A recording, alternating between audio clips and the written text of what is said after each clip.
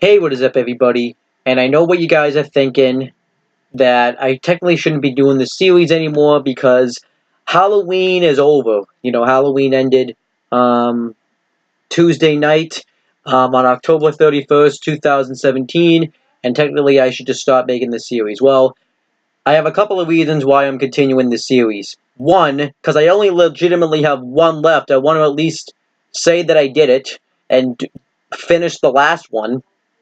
Two, technically, where I am, because we've had like big wind and stuff and trees falling over, Halloween was canceled in some towns where I am. So technically, and it has been pushed off to Saturday. So technically, I could still do this video. I technically could have actually just continued with the Halloween movie review series. So technically, this is fine. And also another reason is, but yeah, those are pretty much the reasons.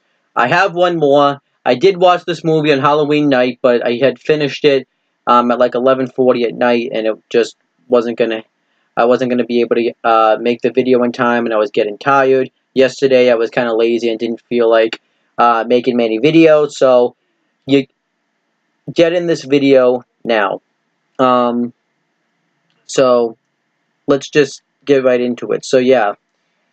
This is pretty much the last one. This is the 31 edition of the 31st edition of the Halloween movie review series.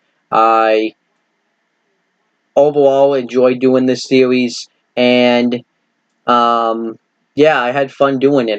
I reviewed some really damn good movies. I reviewed some bad movies. I reviewed some in the middle movies. I think as it comes to terms of the like really good movies, what I'm gonna do is I'm gonna post this as a status on my Facebook page, and make it a playlist and stuff, and watch and I will kind of tell you which one of these reviews to check out. So I will do that. But yeah, so let's get to the final one, since this is the last one I have to do with the series. This one is called Hocus Pocus. The reason why I picked this one is because my sister recommended that I do this one. The reason why is because I originally had a different one. It was originally going to be some Netflix movie that I'd never heard of, and I don't even know what the last one originally was supposed to be. I legitimately don't remember. But the reason why I picked Hocus Pocus was because I remember really liking this movie when I had seen it, and this is a movie that me and my family always watch during Halloween time. So I figured I would end off with a movie I know is going to be really good, rather than end off with a movie that ends up sucking. And I'd rather have just done it that way. So that's pretty much why I did it. So yeah, let's talk about Hocus Pocus. So pretty much,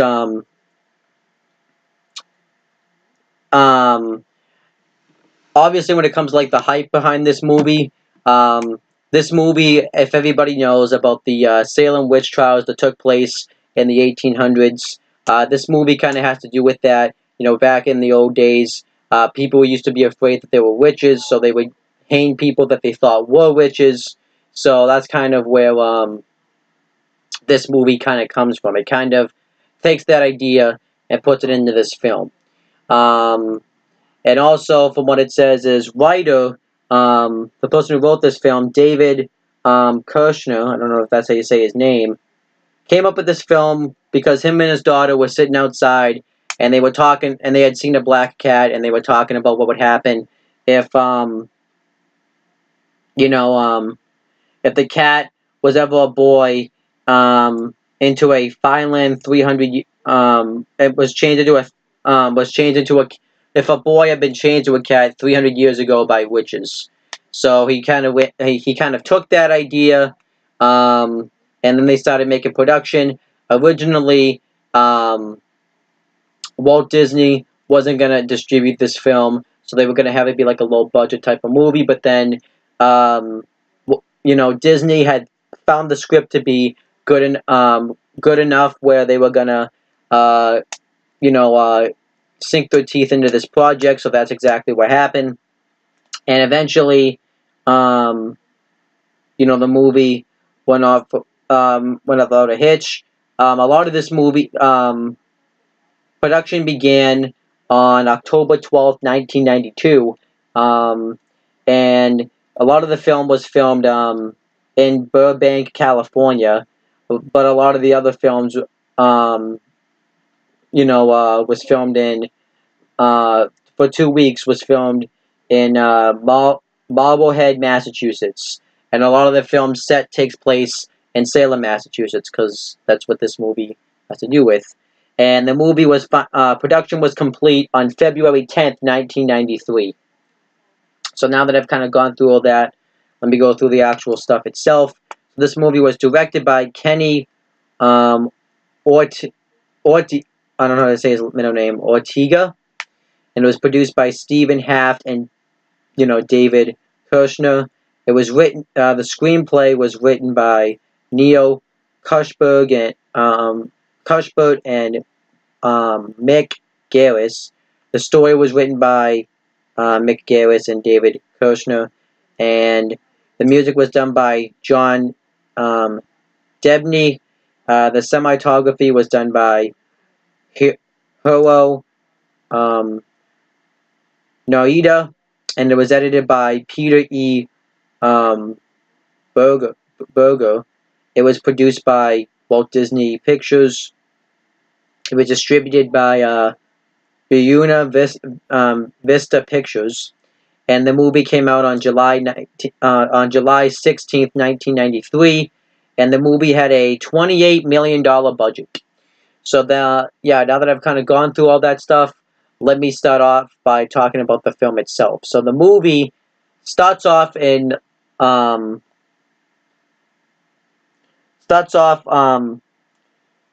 October 31st, 1693. This was obviously around the time when the witch trials were taken, the witch trials were taking place, and the next day, Thackeray Binks wakes up, and he finds that his sister Emily has gone missing. I guess the three sisters just broke in and kidnapped her, and I guess he just slept right through it. So he goes to they call them the Sanderson sisters, and he goes to their house, and they're about to put a spell onto Emily. Pretty much what the spell consists of is pretty much they want to be beautiful. People claim that they're ugly. They think they're ugly, and you can clearly see that they kind of aren't the best looking. They look old, so they want to psych her life force out to make them younger again. So Banks makes his way though to their house, and he sneaks in, and the Sanderson sisters gear up to take the soul of Emily Binks, and Thackeray Binks pops out and says that that's not going to happen. They use their magic powers on him and electrocute him, and they're able to suck the life force out of Emily, so she dies because her life force went in. Her life force went inside of them, and they get younger. And Banks calls them ugly, so the Sanderson sisters put a spell on him to punish him, and they put a spell on him where he has to live his life as a black cat for all of eternity. He can't die, pretty much. Which I wonder how Friday the 13th was for him, because black cats are normally bad luck on Friday the 13th. And yeah, they turn him into a cat. And the spell book that Winnie's kind of like the leader of this Sanderson sisters. The Sanderson sisters consist of Winnie, Mary, and Sarah. And Sarah's kind of like the dumb one. I don't want to say like the dumb blonde, but she's the dumb one of the group, and kind of like the pretty one. She's the one that flirts with all the guys. Mary's kind of also the dumb one, and Winter's the smart one of the group, pretty much. So she's pretty much the leader, and she pretty much knows what she's doing. She pretty much calls all the shots and pretty much can figure out what's actually going on pretty quickly. So yeah, pretty much Thackeray Binks turns into a cat. So an angry mob, and also the book's alive too. It has an eye on it, and they Winter, no, Winnie treats it like it's her baby. So an angry mob hits, makes its way towards the house, and they pretty much hang the Sanderson sisters. But however, before that happens, Winnie puts recites another spell that we find out why that's important. That pretty much would help him come back, which does work. And I felt bad for Thackeray Binks. Thackeray Binks tries to um, tries to go to see his father, but his father doesn't know it's him. He just thinks it's just some random cat, so that he shoos the cat away. So then it cuts back to the present, which was 1993 at the time. This was a story being told by one of the teachers, and Max, who's moved from California to Massachusetts, doesn't believe in this BS. Um, to which I wouldn't either. And he pretty much just says that Halloween isn't a time for goblins and ghouls. It's the time people should just be getting candy on Halloween, which is kind of true. And one of the people kind of calls him out on this. Her name was Allison, and we find out that Allison believes that this is a time where the dead spirits rise up like normal. So Max flirts with her. He gives her his number, and you know, everybody pretty much tells him that he doesn't have a chance of getting with this girl. So then, when Allison's walking away, they flirt some more. Then Allison seems like she likes him, so she gives him his number. And then Max rides away in his bike, because I'm assuming he's probably like in middle school. I would say he's maybe a freshman, because I don't think he would be. I think he'd be driving a car if he was 16. I don't think he'd be riding his bike to school. So he rides his bike. He meets a couple of bullies. Um,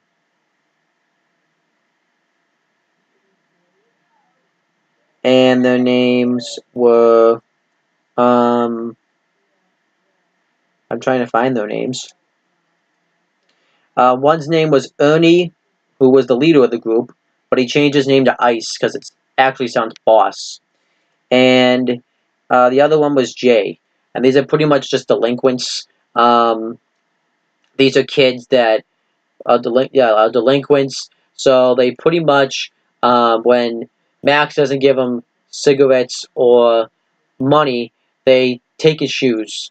And when he comes home, his parents just thought it was a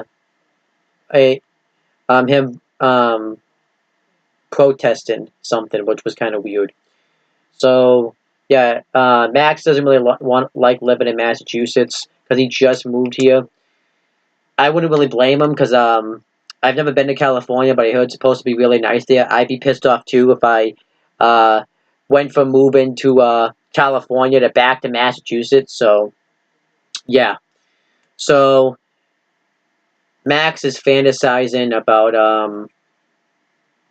um, Allison, and his sister was hiding in the closet, which we find out her name is Danny, and Danny tells him she's forced to take him um, trick or treating, and she's forced to take her trick or treating, and he doesn't want to, but his parents force him to anyways. I thought this was a good scene because it was kind of like that brother sister dynamic where they get into an argument, and this kind of comes important in the story later on. And Max and Danny are going trick or treating, and they run into the delinquents. Well, two of them are Ice and Jay, and Danny walks right through them. And Jay and Ice pick on her. They won't let her pass unless they give her, unless she gives them some candy. So Danny pretty much embarrasses Max by talking about how he's going trick-or-treating and how he would beat him up. And Max gets pissed, hands him his candy. Danny says that she should have punched him. And Max says, well, yeah, he would have killed me.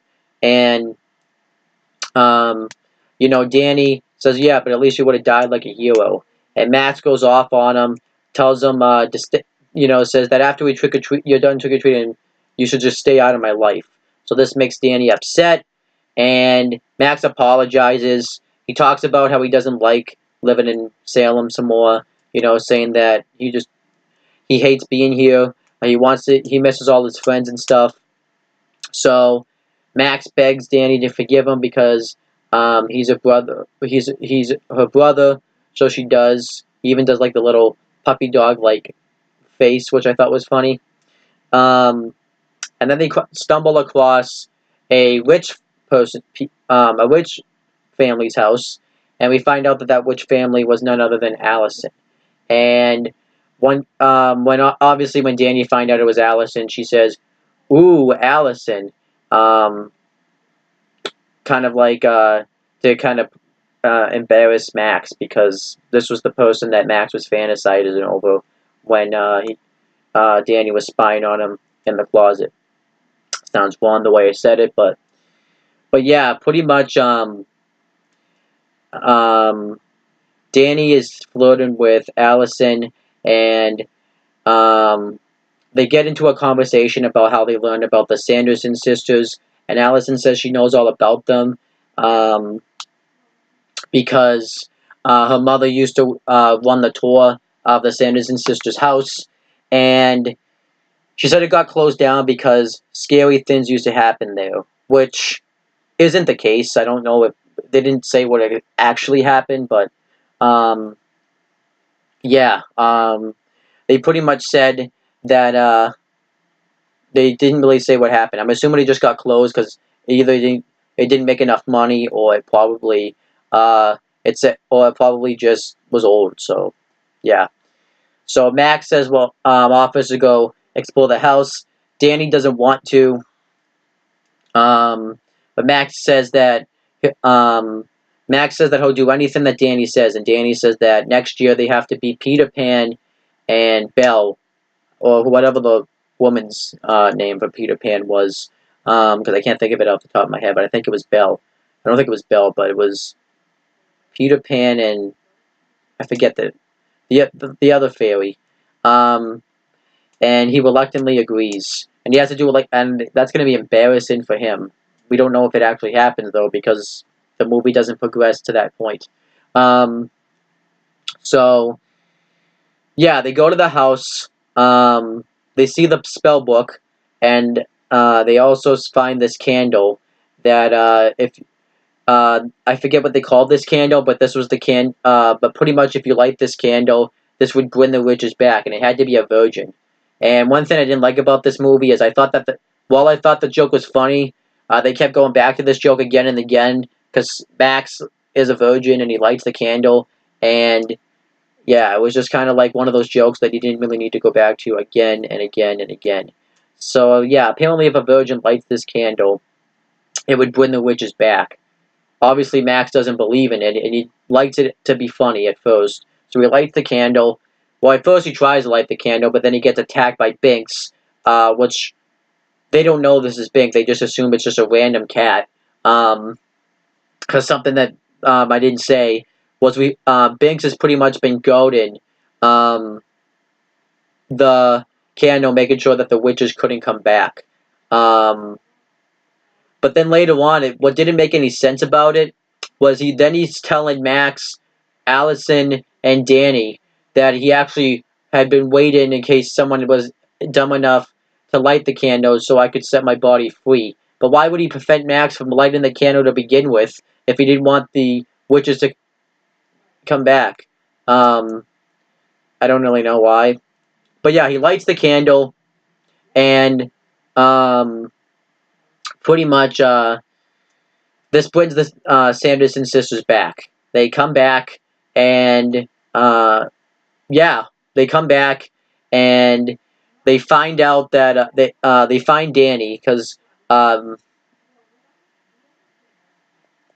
because Mary can smell children, which is kind of a weird scent to have, but she can. And they're about to take Danny's life force. So Max pops out to be the hero, and pretty much they reenact the same scene that happened, except Max is the one that gets shocked by their powers instead. And Allison just sits there and doesn't watch anything happen. She waits forever to do something about it, and Allison hits um, one of the witches with a stick, I think a broom, and Danny hits the others with her candy bag. And Binks comes up and talks, and Max is surprised to see that he can talk. And Binks tells him to grab the book. Max grabs the book and takes off with it, and he sets off the sprinklers. He lights his match and sets off the sprinklers for the fire to go off. And the witches think that this is some toxic acid, but then they find out that it's water. And I guess these witches can't die by water because normally witches, when they get sprayed with water, melt. But I guess that doesn't happen with these witches. And I guess too, because we find out that Winnie was the one that actually cast a spell that caused the candle to turn light that on that candle. That when someone lights it, they get brought back. I guess the candle doesn't go out. It's like a inflammatory. It's a I guess it only goes out after night. And yeah, later on the fire department get called. And what I kind of liked about this was the witches kind of had to adapt to the 20th century, because at the time this was taken during the 20th century. So they didn't really know what the fire department was because they didn't have any back then. So they assumed that they were witch hunters. Later on, when they go to walk on the road, they thought it was like a lake. And we find out, though, that pretty much the witches have, the Sanderson sisters have to suck the life force out of some kids before the sunrise, or else they're just going to melt away into nothing. They're going to vanish into ashes. So, and they take their brooms and fly. And Binks has him hide into a graveyard because they can't get to him to the graveyard. And Binks pretty much tells him everything that happens, even though he didn't really need to because they know the story already. And the Sanderson sisters find Max and everybody else, and the Sanderson sisters try to take back their book, because they need this book because it has all the spells in it. It has like the most dangerous spells ever, and they can't open it, which becomes very important later on. So they wake up.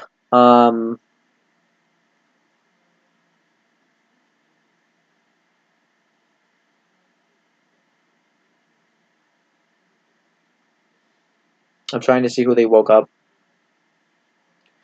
And then they wake up this zombie, Billy Butcherson. And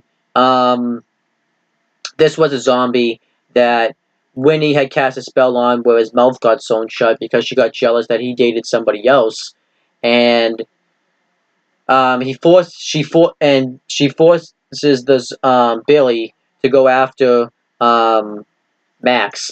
What I found funny about this was when Billy wakes up, it looked like he was disturbed from his sleep, but he didn't really want to be awake, so I thought that was actually very funny. And yeah, later on, Max, Binks, and Danny and Allison are making their way through the sewer, and the Sanderson sisters hitch a ride from the bus, and they don't know what a bus is, so they just hitch a ride on it anyways, which they didn't need to, and the guy's flirting with them, which kind of makes it not really make any sense that they need to be beautiful, because they found a guy that clearly wants to flirt with them. And um,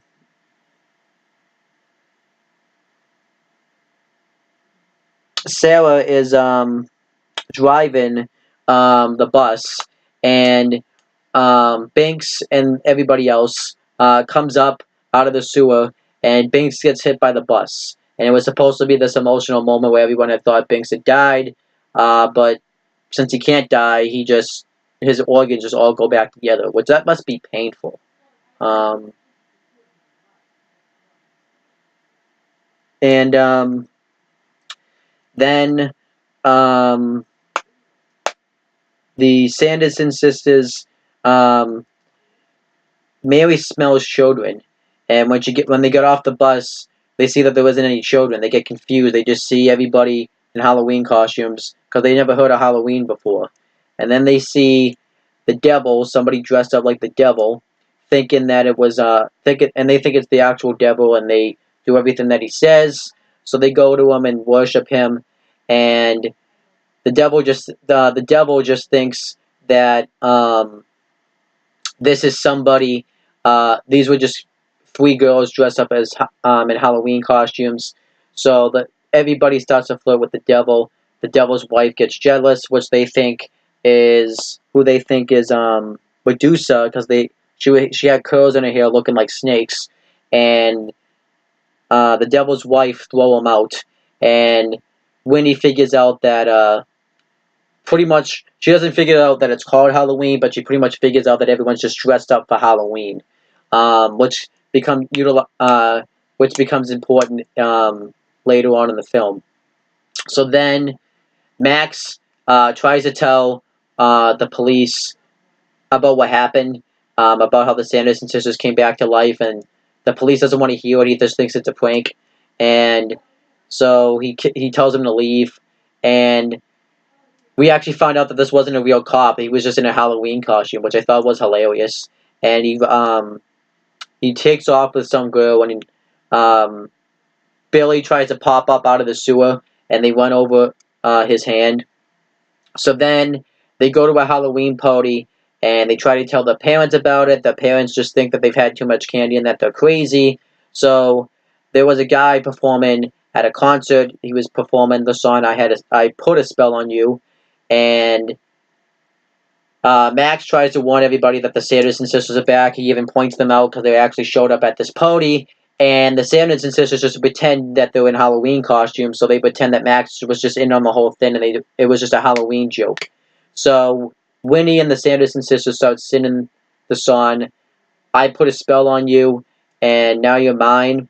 And everybody dances, including Max and Danny's parents.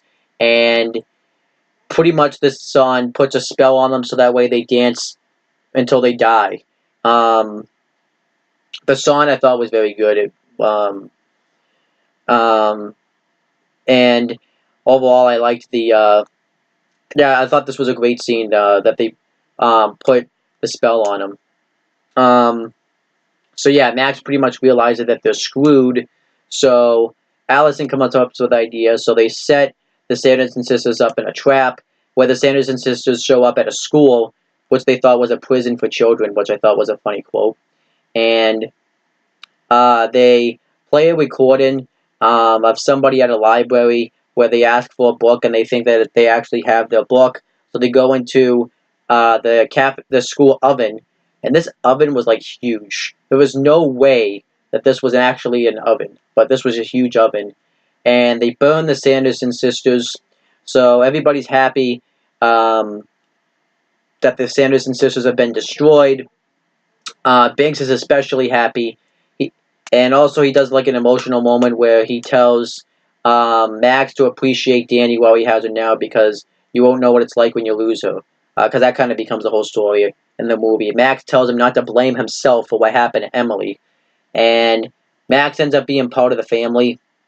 Not Max, sorry, Binks. So Max goes home, and everybody goes home. And things start to get suspicious when the parents don't go home yet, because they're still dancing like they've been under the spell. So we were supposed to have thought that the Sanderson sisters really didn't get conquered. and that actually ended up being the case. They somehow survived. I guess they're like immortal, so they can't be destroyed up until this candle goes out. So the Sanderson sisters try to make the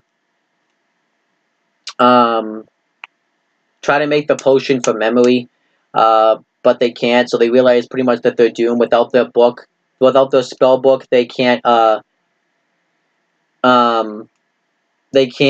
make this potion. So they just realize that they're just gonna have to die. So later on in the film, Allison and Max had gone to sleep, and they wake up, and they want to try to find a spell in this book that would take the spell off of Binks. And Max doesn't think it's a good idea to open this book, but Allison says, well, yeah, but the witches are dead. What harm could it do to open this book? So they open the book, and the reason why they weren't supposed to open this book is because it shines this light, so that way the Sanderson sisters can find it. And Winnie goes to the window to say her final goodbyes. I actually thought this was a good scene here with the way she was moping and stuff. And they see the light, and they fly over to get their book. And one scene I forgot to mention that happened in this film is only one of them has a broom, because earlier in the film the broom had been stolen by kids, so they took them, and then they're flying around in these brooms, to which they never got them back. So a scene I thought was funny was the Sanderson sisters had to use different household items to fly. Winnie had to use, Winnie got to use a broom. Sarah had to use a mop, and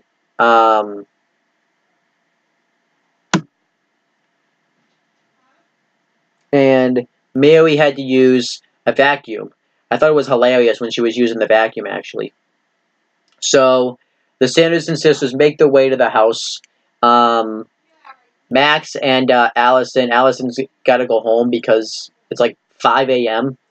So Allison's concerned about going home. She had read something in the book that salt actually that witches can't be near salt, so she gets concerned and is paranoid that the Sanderson sisters really aren't dead. So Max gives her some salt. They were about to kiss, but then they hear some commotion go on upstairs. So they go upstairs, and Binks and Danny was sleeping. Max tries to pull up the covers, and Mary pops right up out. I think it was Mary or Sarah. I don't remember which one it was. Pops right up out of Danny's bed, and the witches has taken. The Sanderson sisters had taken Danny. They zap Max with the book, and he tumbles right over his drum set. And Alice sprinkles salt down, preventing them from being able to get any closer. I don't know why she didn't just throw the salt right in one of their faces, because if they can't deal with salt, yeah, I don't know. Allison was pretty useless. She doesn't really do anything. She's actually the reason that things go bad. So yeah, the Sanderson sisters finally get a hold of Danny. They fly and go back to the house, and Sarah sends a song so that that way all the setting the kids like into a zombified state, so that way they'll go over to the Sanderson sisters' house. I wanted to set off the and also in the film, I forgot to mention this too. Ice and Jay made fun of the Sanderson sisters, calling them ugly, so they trapped them in like the old school cages that you would get trapped in back in the 1600s as torture, which I thought was funny. So yeah, the Sanderson sisters try to force. They also had strapped Binks up in a bag. They tried to force the potion down Danny's mouth, and Danny refuses to open her mouth. Danny even had gone off on him, saying that no matter what, you could have all this beauty, you just will still be ugly on the inside, which I thought was a good message. So then Max finally comes to, and Max and Allison make their way over to the house, and um, pretty much Max outsmarts them. He pretty much says that he pretty much uses daylight savings time to save him, to save Danny. He pretty much what happens was Allison shines the lights from the car. I can't think of the names of them at the moment. And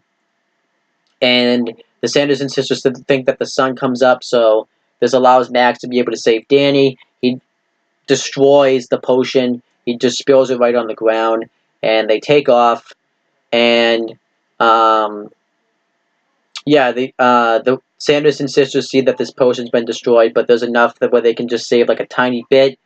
And the Sanderson sisters want to take Danny's life after what Danny called them ugly, which was a dumb idea because yes, she wanted revenge, but they easily should have just taken one of the other life force, and then they could have just zapped them. But it was a dumb idea. Obviously, it made them more villainous, so I thought that made sense.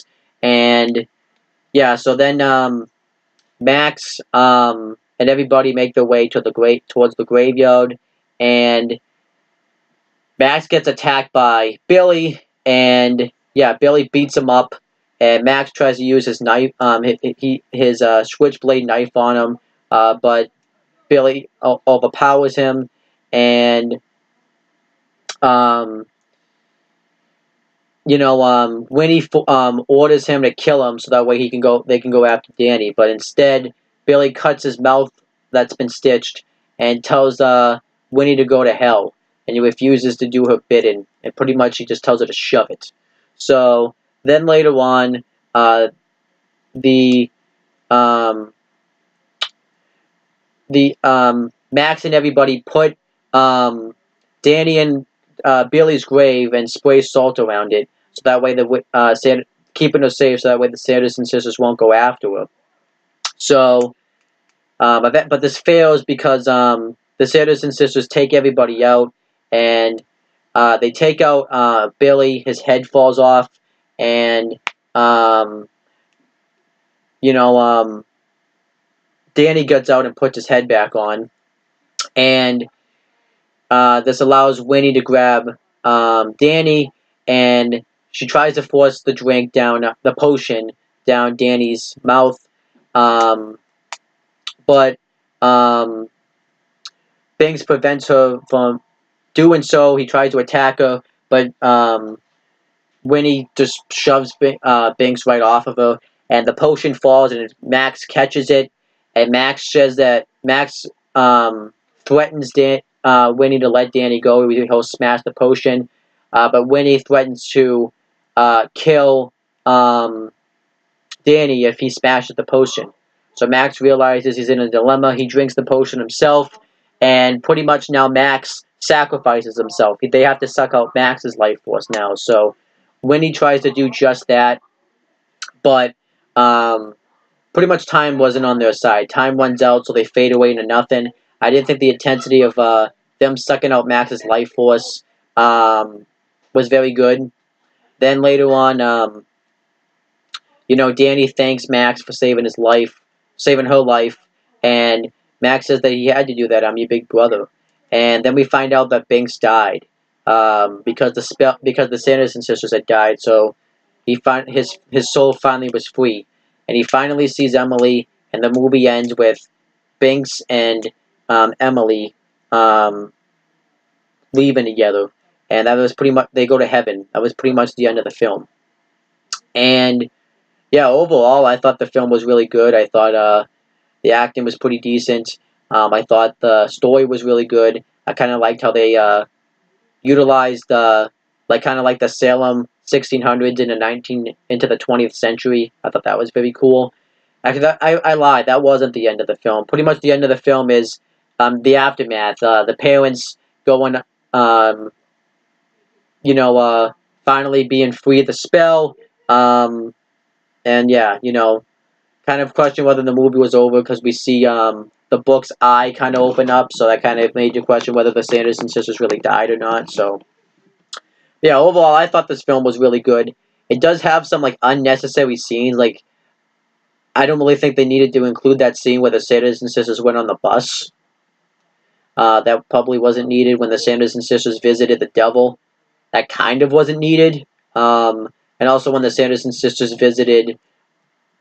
Oh, and obviously when Max went to talk with the cop, that wasn't really a cop, that the Sanderson sisters had freed themselves. So, and I don't think the movie does a very good job with Max's character. He really doesn't go through like this big change at all. He just sees that Danny was important, but he always kind of saw that anyways. I mean, he didn't treat her always the best, but he treated her decently. And yeah, that was about it. I didn't really think like the main cast, like Max, Allison, and Danny, they were utilized. I thought Danny was a very good character, but Max and Allison kind of were just they were the main cast, but it just kind of felt like they were just there. So that like they were just kind of like a flat main character. So that's just what I think, anyways. And yeah, so um, and obviously the critics. Ironically enough, the critics tore this movie apart when this movie came out. Um, but now the critics like this movie a lot better. This movie's praised now. It's like a classic, one of those classic Halloween films. Every year around Halloween, during the 13 days of Halloween, they they air this movie on ABC Family.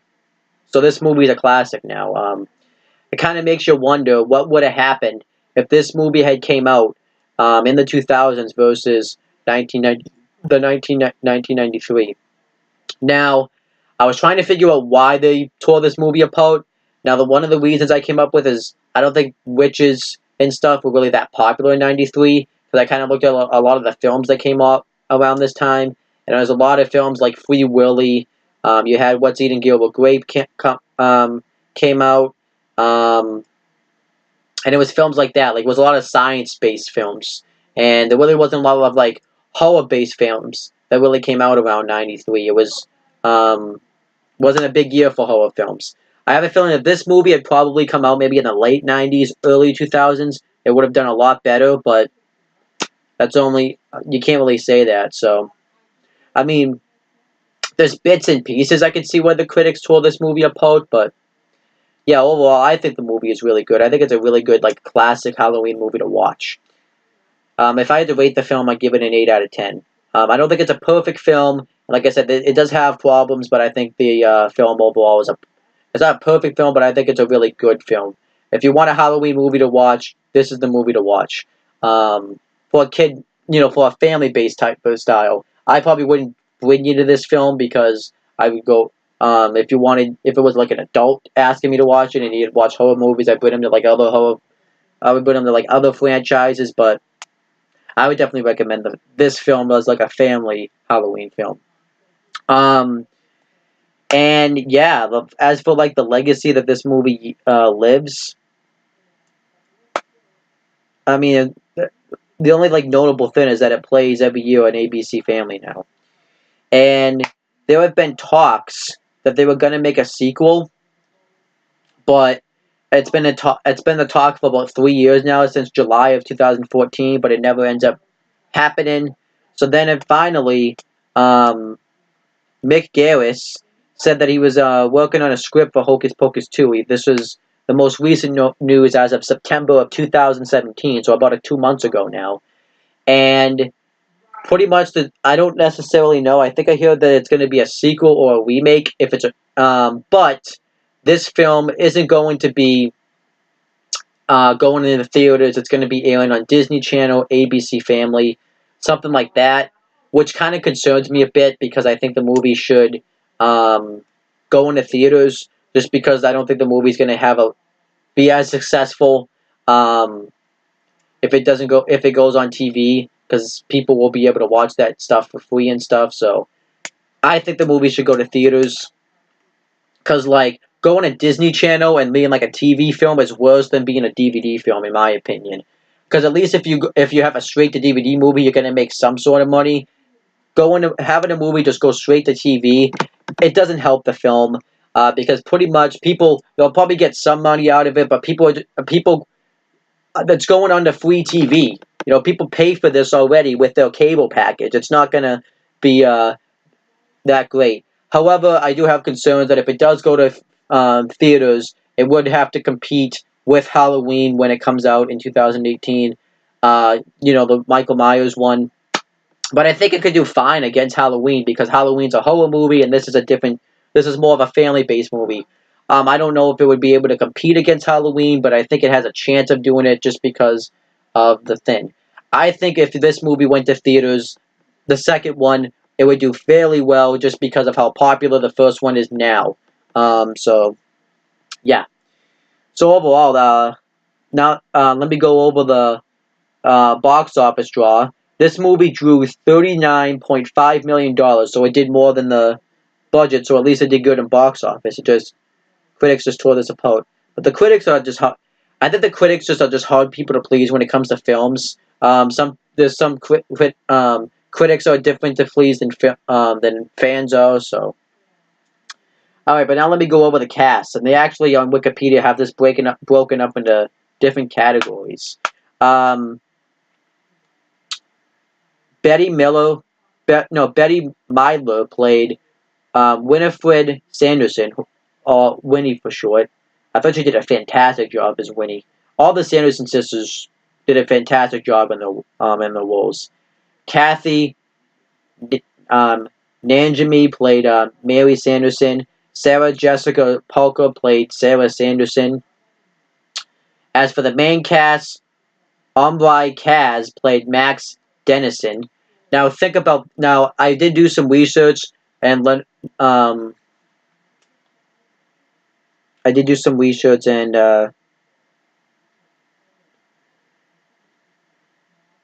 Leonardo DiCaprio. I don't know why I can't say the name. Leonardo DiCaprio was actually supposed to have played Max, but he turned it down because he got the role. He got the main role, and What's Eating Gilbert Grape. He was like the autistic kid in that movie, and makes you kind of question how this movie would have been different if DiCaprio had played Max instead. Maybe this movie would have been received so much better because I think Leonardo DiCaprio probably would have been able to play Max better than O'Meara did, my opinion. But I actually don't blame Leonardo DiCaprio for turning down this role because I look at it like this. He probably made more money doing What's Eating Gilbert Grape. It was a better role for him to be in, so he probably made more money. It was more of a popular film, so I actually don't blame him. I think that was the better career path. Thora Birch played Danny Dennison. She did a very good job in that role. Vanessa Shaw played Allison. I didn't really care for Allison's character. She kind of screwed everybody over. Didn't do anything. She was just there. She was pretty much the love interest, and if it wasn't for Max's love interest in her, none of this stuff would have happened.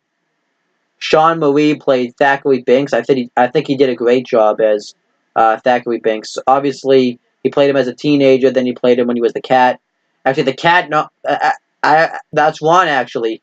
When he's the cat, the cat's actually voiced by Jason Modson. I mean, I think anybody could have just played the voice of the cat, so I don't really think it matters. Doug Jones played Billy Butcherson. I think he did a great job. Charles Rocket played Dave Dennison. He was just there. Really, he played his role fine, but he was just there. They went. Stephanie Fauci played Jenny Dennison, just there. Amanda Shepard played Emily Banks. She did good, but she was in like 2 scenes, so I don't know. She did really good though. Larry Bagley played Ice. I thought he did a great job. I thought he did a great job playing Ice. Tobis Jenkley played Jay. I did not like Jay's character at all. He was bad. Steve Borley played Elijah. This is the boy that's on the farm in 1693 that Thackeray Banks warns that the Sanderson sisters took his sister. He was in like 2 scenes, so I can't even say if he did good in his role or not. Norbert Weiser played Mr. Banks. Like I said, he didn't even have any speaking lines, so can't really say if he did good or not. Kathleen Freeman played Miss Olin. This was Max and Allison's teacher at Jacob Bailey High School. This is the teacher that tells the story that happens in the beginning of the film. She did a really good job in that role, actually. Gary Marshall played the devil. Gary Marshall has written and produced a ton of movies prior to this. He did a good job. I thought he did a really good job as the devil. And Penny Marshall played the devil's wife, sort of, because Penny Marshall actually is the devil's wife. So it really wasn't playing anything. She did good, but she, like I said, really wasn't in this movie. But I thought she was a good in that role. And overall, that's my review of this film. I'm finally done with the Halloween movie review series. I'm happy I finished it. I hope you guys have enjoyed this series. And yeah, I'm going to update the playlist, and I'm going to update my thumbnail because I understand that I didn't really keep on track with that. This series was definitely fun to do. It definitely got tough towards the end because I got very behind and got stuck watching movies like 3 of them a day. So I definitely got burnt down towards the end. I probably would have enjoyed this movie more if I wasn't burnt out.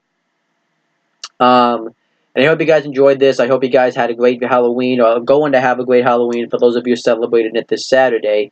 And I hope you guys enjoyed this video. And I will come up with something to do next year for Halloween. I don't think I'll do something like this again just because I plan on doing more movie reviews. Not now, but, you know, in the future. And I probably would have reviewed all, like, the classic Halloween films, and I want to do something different next year. So I'm thinking maybe next year I'll do, like, a vlog of me going to Salem. I'll do something next year to keep things fun. So we have to wait and see. But thank you guys for watching this video. Please make sure you guys like, comment, and subscribe to the... No, like, comment, and share this video so people will watch it. Make sure you guys subscribe to this channel for more content, and click on the bell so every time you upload a video on this channel, you guys will get the notification for it. Make sure you guys do the same thing for my CM Brothers and No on the Talkinator channel, which is this channel. I don't know why I forced a habit, but that's pretty much it, guys. Talk